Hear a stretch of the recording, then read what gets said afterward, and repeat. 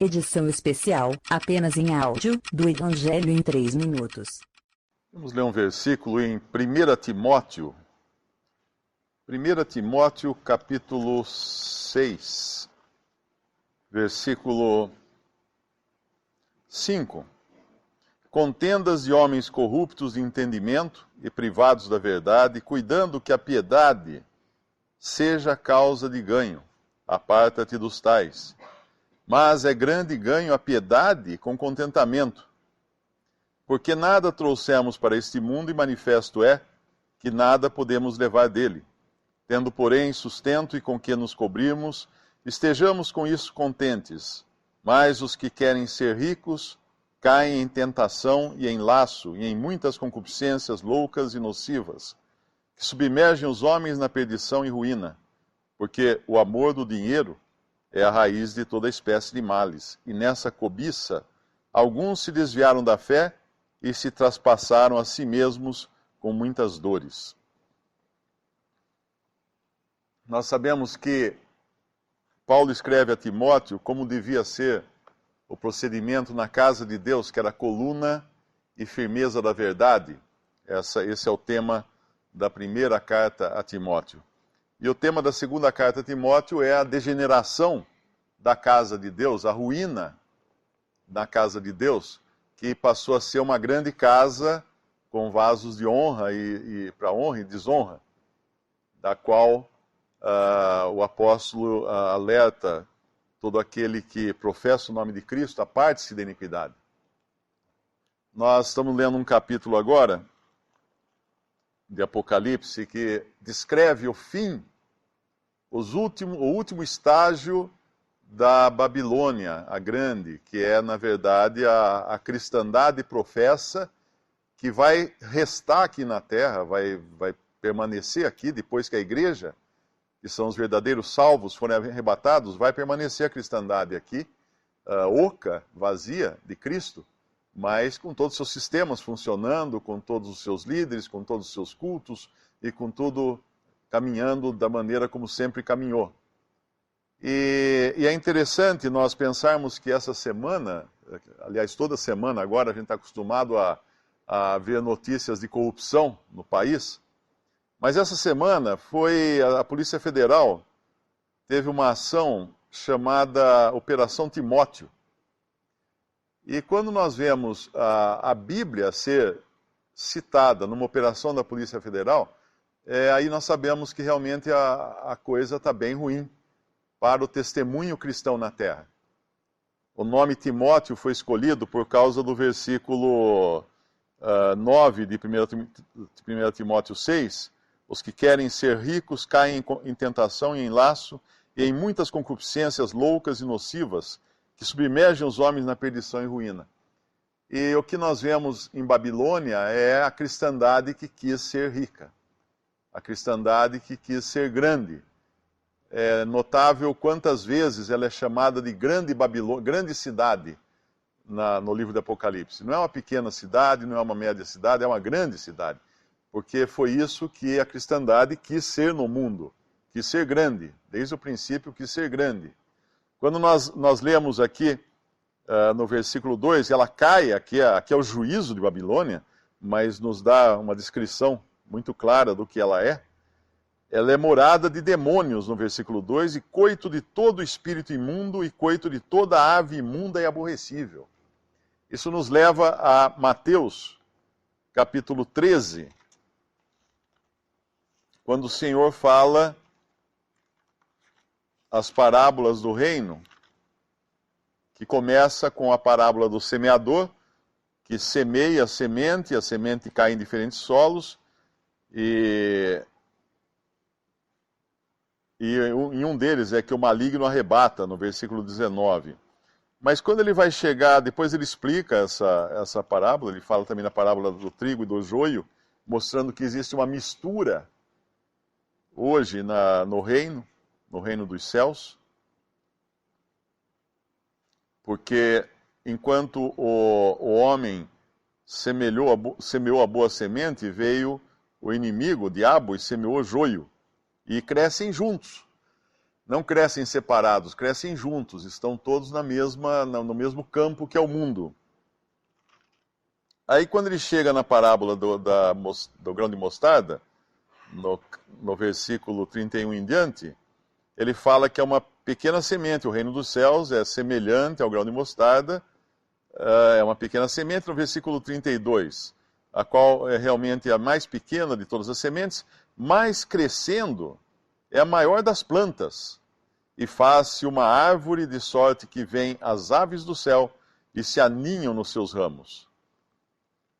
Um pé de mostarda que se transforma em árvore é uma aberração. Eu nunca vi uma criança amarrando o seu balanço no galho de um pé de mostarda para brincar de balançar. Ou dizendo que caiu de um pé de mostarda, né? Porque o pé de mostarda é uma hortaliça. E dificilmente ela atinge a altura de uma árvore, com troncos e tudo mais. Mas aqui nós vemos uma grande árvore agora. E nessa árvore se aninham toda sorte de aves do céu. Que aves são essas do céu? Na parábola do semeador, o Senhor Jesus falou que aves são essas. No versículo que fala que no versículo 4, e quando semeava, Mateus 13, 4, uma parte da semente caiu ao pé do caminho, e vieram as aves e comeram-na. Quando ele explica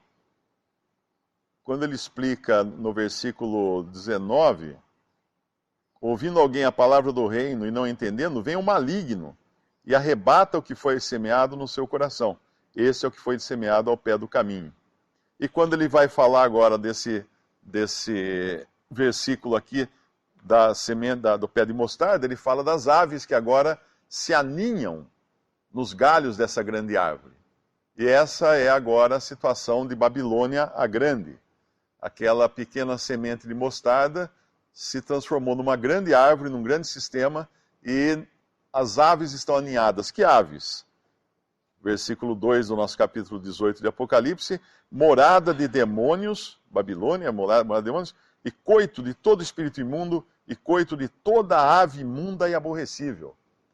Então, nós podemos deduzir que a cristandade hoje, e ela vai piorar cada vez mais, ela não apenas é algo maligno no seu desvio, né, por ter desviado da verdade, mas ela abriga demônios. Ela abriga demônios, ela abriga, como Paulo escreveu, ministros de Satanás. Ministros de justiça, né, que são os ministros de Satanás, que se transformam em ministros de justiça. Essa é a cristandade que nós vemos. Então, quando nós vemos a Polícia Federal indo atrás de lavagem de dinheiro e colocando um versículo da Bíblia como nome da operação, porque essa lavagem de dinheiro supostamente estaria sendo feita em igrejas, nós vemos a que ponto chegou a cristandade. Teve até no Twitter um líder religioso indignado, mostrando toda a sua indignação porque a sua reputação foi manchada pelo seu nome ter sido envolvido com essa operação da Polícia Federal. E aí eu pergunto, que reputação tem o crente que possa ser manchada, a não ser a reputação de pecador? Um pecador que foi salvo por Cristo e que não tem nada a defender além de Cristo, né? E o próprio Senhor Jesus, quando a reputação dele foi manchada, quando ele andava aqui, a palavra diz que quando ele era ofendido, ele não rechaçava, não retrucava, não tentava se defender e entregava tudo a Deus, que é justo. E aqui nessa Babilônia, a gente vê que o que atuou nela desde o princípio foi o desejo do homem, do ser humano, de ser grande. O primeiro a construir uma cidade foi Caim. Lá em Gênesis, a gente pode até abrir. E Babilônia é a grande cidade, mas a cidade surge em Gênesis capítulo 4, versículo 17. E conheceu Caim sua mulher, e ela concebeu e teve a Enoque. E ele edificou, na verdade aqui, eu creio que é Caim, né, que edifica a cidade. E ele edificou uma cidade e chamou o nome da cidade pelo nome de seu filho Enoque. Aqui surgem duas coisas. Surge a cidade, como uma maneira do homem firmar seu pé no mundo, deixar de ser um errante aqui, e também o hábito de se dar nomes de pessoas a cidades, a monumentos, a ruas, a tudo mais, para marcar o nome da pessoa. Tem um versículo até no Antigo Testamento, não sei se é em Provérbios, que fala, dão os seus nomes às cidades, às suas cidades. O homem faz assim, fincar a bandeira no mundo porque ele quer ser o senhor desse mundo. Mas essa tendência, ela vai se agravar lá em Gênesis mesmo, no capítulo 12, ou melhor, no capítulo 11 de Gênesis, quando os homens que eram ainda de uma mesma língua, de um mesmo idioma, eles se reúnem num vale na terra de Sinar e começam a construir. Versículo 2, 11, Gênesis 11, 2. E aconteceu que, partindo eles do Oriente, acharam um vale na terra de Sinar e habitaram ali e disseram uns aos outros: Eia, façamos tijolos, queimemo-los bem, e foi-lhes o tijolo por pedra e o betume por cal. E disseram: Eia, edifiquemos nós uma cidade e uma torre, cujo cume toque nos céus, e façamos um nome para que não sejamos espalhados sobre a face de toda a terra. Na verdade, seria uma coisa insólita um grupo de pessoas construir num vale uma torre que atinja os céus. Eles deveriam construir no pico de uma montanha. Estaria mais perto, né, por assim dizer. Mas aqui o que eles querem, na realidade, é fazer um nome, é desafiar Deus, é dizer, nós somos os senhores da terra. Esse atingir os céus, eles realmente conseguem. Conseguem quando? No nosso capítulo de 18 de Apocalipse, da mesma forma como eles conseguiram o seu intento de chamar a atenção de Deus lá ao construírem Babel. Babel significa confusão, de Babilônia deriva o nome de Babel. Lá em Apocalipse capítulo 18, no versículo 5 diz, porque já os seus pecados se acumularam até o céu, e Deus se lembrou das iniquidades dela. Então Babel chegou realmente até o céu, só que agora é a Babilônia a grande cidade, a cristandade construída para ser terrena e morar na terra, e ter aqui na terra a sua bandeira fincada. E ela acabou de ser destruída no capítulo 17, justamente pelo poder civil, aquele em quem ela achava que dominava, ela dominava por um tempo, mas que a derrubou e comeu suas carnes. E no versículo 7, fala bem o espírito dessa Babilônia. Ela diz, não sou viúva, estou assentada como rainha, no final do versículo, e não sou viúva, e não verei o pranto. A igreja, a cada domingo, nós lembramos o Senhor e anunciamos a sua morte. E sentimos falta dele. Porque esse é o sentimento de uma viúva. Ela sente falta daquele que morreu. Nós sabemos, obviamente, que o Senhor ressuscitou, está vivo nos céus, mas nos foi legado uma celebração, que é a celebração da morte, desse que é o noivo da igreja. Então, o sentimento da igreja nesse mundo não é um sentimento de quem está reinando aqui agora, de quem é rainha. Muito pelo contrário. É o sentimento de quem está ainda longe do seu esposo, que foi morto e partiu para uma terra distante e aguardando ele voltar. Mas Babilônia não tem esse sentimento. A última coisa que ela quer é que o esposo volte, porque vai estragar a festa. E essa festa é descrita, principalmente no final do capítulo 18, quando descreve tudo que ela desfrutava aqui antes de ser destruída, né? E agora os próprios comerciantes, os mercadores, lamentam. Por que lamentam? Porque eles ganhavam tanto dinheiro com Babilônia e nem eles sabiam disso. E quando o poder civil destrói Babilônia, ele não fazia ideia do quanto ela era importante para a economia mundial, para a riqueza das nações. Hoje nós não fazemos ideia. A gente ouve muito falar de dinheiro relacionado à religião e tudo mais, mas se de um momento para o outro as religiões cristãs desaparecessem, o impacto disso na economia do mundo seria muito grande. E é justamente isso que ela, no versículo 22, nos fala de músicos, arpistas, flauteiros, trombeteiros. Depois, isso é o prazer da música, não é? Depois fala da arte. Depois fala do trabalho, ruído de mó, em ti se não ouvirá mais.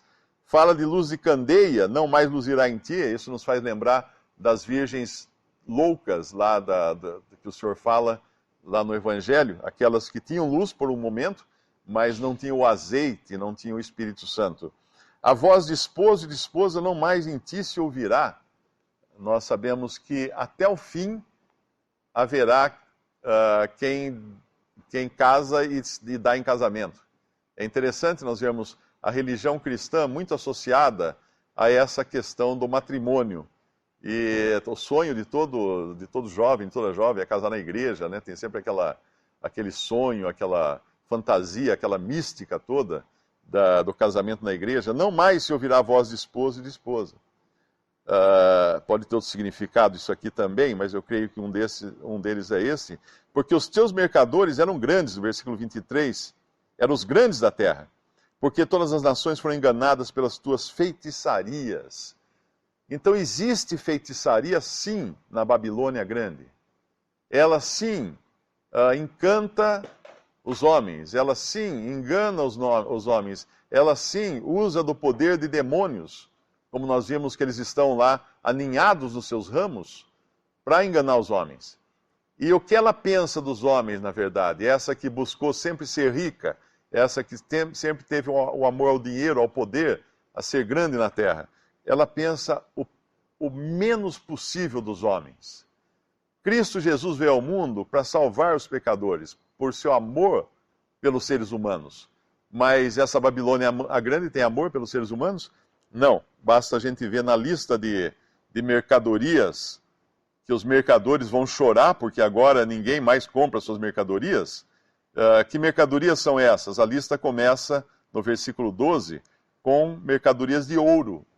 Porque esse realmente é o maior valor aos olhos do homem natural, o ouro, o metal precioso, e também é o maior valor aos olhos das religiões cristãs. É o ouro, é o dinheiro, é ao ponto de a Polícia Federal ir atrás agora de igrejas que estão lavando dinheiro. Porque o ouro é importante. E aí vem uma lista de mercadorias: prata, pedras preciosas, pérolas, seda, madeira, marfim, vai descendo em valor, né? Chega no ferro, no mármore, perfume, cavalgaduras, mercadorias de cavalos e carros, e por último na lista, corpos e almas de homens. Porque o valor que Babilônia dá aos homens é o pior valor possível. Ela usa os homens, ela vende seus corpos, ela vende suas almas, visando o ouro, visando aquilo que está em primeiro lugar na lista dos mercadores. E esse é o triste fim. E qual é a ordem dada aqui, que ainda vale para os nossos dias? É a do versículo 4. Ouvi outra voz do céu que dizia: saí dela, povo meu, para que não sejas participantes dos seus pecados e para que não incorras nas suas pragas. A associação a qualquer coisa que seja voltada ao ganho material nesse mundo, em nome da religião, é iniquidade, é corrupção, é até crime, né? Como a gente já está vendo hoje nos jornais, é até crime. Porque saiu do propósito que Deus tinha para a igreja, de ser a noiva pura de Cristo, aquela que estava aqui em humildade, deveria estar aqui em humildade, em pequenez, não querendo ser grande, não tendo uma reputação para zelar ou para defender, porém aqui aguardando a vinda do seu noivo amado.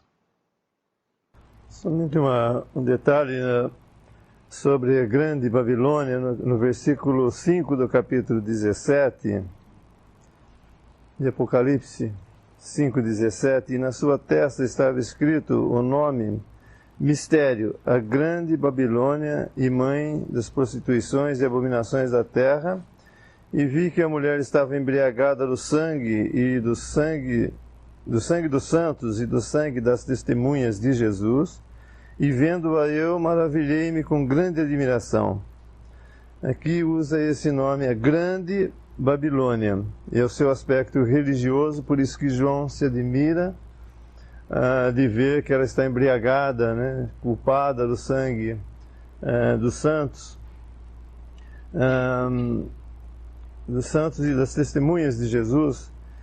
E no capítulo 18, então, o seu aspecto religioso que nós vemos no capítulo 17, né, que João está admirado de ver, porque aquilo que era para salvar, ser os santos, acaba sendo culpada da morte deles. E no capítulo 18, está nos falando mais do seu aspecto comercial, a influência dessa Babilônia, né, mística. Claro que não é a Babilônia realmente como aquela que Nabucodonosor fundou, né, mas é Roma. E ele está dizendo, no versículo 2 do nosso capítulo, e clamou fortemente com grande voz, dizendo: caiu, caiu a grande Babilônia. E tudo que nosso irmão explicou sobre o que é a briga, né, essa grande Babilônia. Então, quando se fala dessa Babilônia corrupta, quer no aspecto religioso, quer político, está nos falando, né, da Babilônia, tanto da falsa igreja como na sua influência no comércio mundial. Daí, no capítulo 21, nós temos uma coisa que poderia contradizer o que eu estou dizendo, mas é uma questão de tradução. O capítulo 21 de Apocalipse, no versículo 10, e levou-me em espírito a um grande e alto monte e mostrou-me a grande cidade. Essa grande aqui, o Darby traduz como santa. Mostrou-me a santa cidade, a santa Jerusalém, que de Deus descia do céu. Então, aqui nos fala da santa cidade, em contraste quando se fala da Babilônia corrupta, né, como grande. A igreja nunca é tratada como grande, mas sim como a verdadeira igreja, né, assim como santa, a santa cidade de Jerusalém. E é interessante isso porque nos mostra, né, o contraste de tudo aquilo que é do mundo com aquilo que verdadeiramente é de Cristo aqui na Terra. A igreja nunca foi para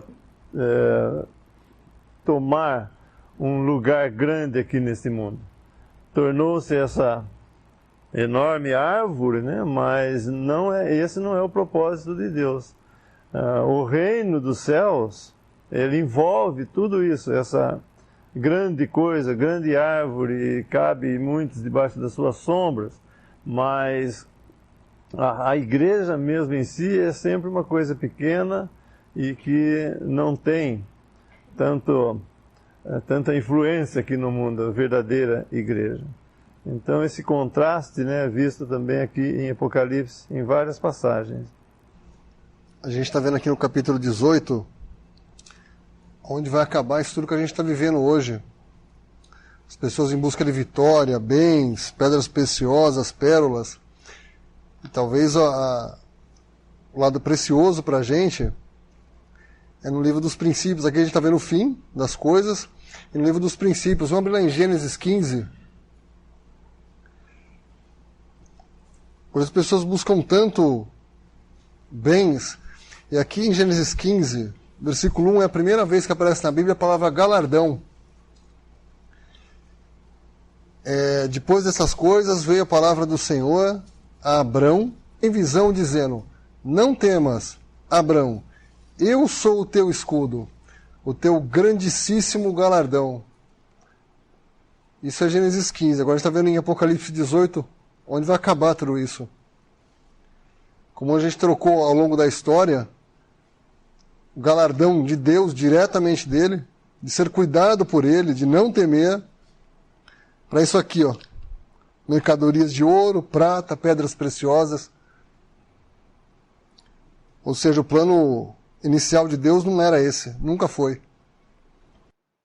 Na descrição de Babilônia e também do seu aspecto romano, que o irmão citou também, no capítulo anterior.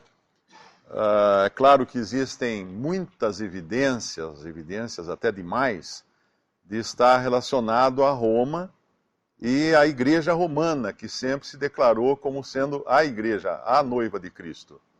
Aquela que, obviamente, se assenta em luxo, em espécie, sempre dominou sobre as nações, sobre os reis, coroou reis e continua coroando reis também até hoje.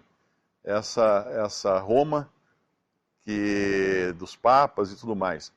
Mas é sempre bom lembrar, porque antes que algum protestante fique contente com isso, que lá em Apocalipse capítulo 2, quando a gente lê das 7 cartas no seu sentido profético, nós vamos encontrar na 4ª carta de Tiatira, a partir do versículo 18, realmente o período de Roma, da Igreja Católica Romana, que se estende até os tempos atuais, e contra a qual foi dito no versículo 21, dei-lhe tempo para que se arrependesse de sua prostituição, e não se arrependeu. Eis que a porei numa cama sobre os que adulteram, e sobre os que adulteram com ela virá a grande tribulação, se não se arrependerem das suas obras. Então isso aqui já Deus havia previsto um juízo sobre esse falso testemunho da igreja. Mas o que nós conhecemos por protestantismo, que tem seu início no capítulo 3 e é representado pela igreja de Sardo, não escapa disso também, porque no que é dito à igreja de Tiatira, tem uma citação no versículo 23. Ferirei de morte a seus filhos. Eu acho que tem alguma tradução que fala suas filhas, se não me engano. Porque, na realidade, todo o sistema religioso da Reforma protestante é decorrente da Igreja Romana, da Igreja Católica. Foi uma reforma para tentar reformar a Igreja Católica e, como não conseguiram, se pulverizaram, então, em diferentes seitas e denominações e igrejas que são filhos, são satélites de Roma. E a tendência é que esses filhos sempre se aproximem mais, porque os objetivos são os mesmos, não é? Como nós vimos lá em Babilônia Grande, é de ser rica, de ser poderosa na terra, e esse também é o objetivo de grande parte da cristandade hoje, independente de que linha doutrinária ela siga, de ter nome na terra, de ser lembrados pelos seus nomes, pelos nomes dos seus grandes. Lá no nosso capítulo 18,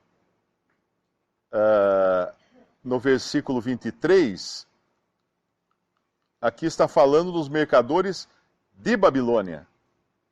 Porque os teus mercadores eram os grandes da terra. Aqui está falando de homens grandes, homens poderosos, homens com poder de mudar governos, homens com poder de influenciar na política, na economia, poder de declarar guerra. Esses homens estão onde? Estão na grande Babilônia. Esses homens hoje estão na grande cristandade também, que obviamente nós também fazemos parte dela. Não estamos imunes a essa corrupção que se abateu sobre todo o testemunho cristão na terra.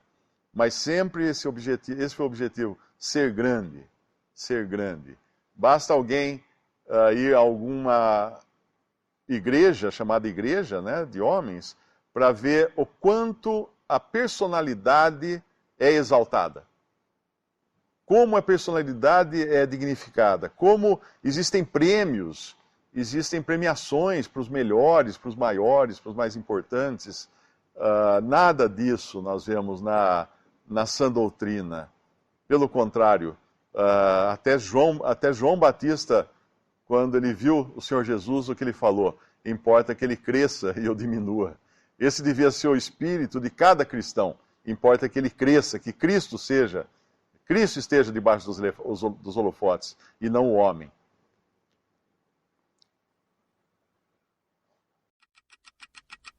Visite 3minutos.net. Dúvidas? Visite respondi.com.br. Adquira os livros ou baixe o e-book. Também para Android e iPhone.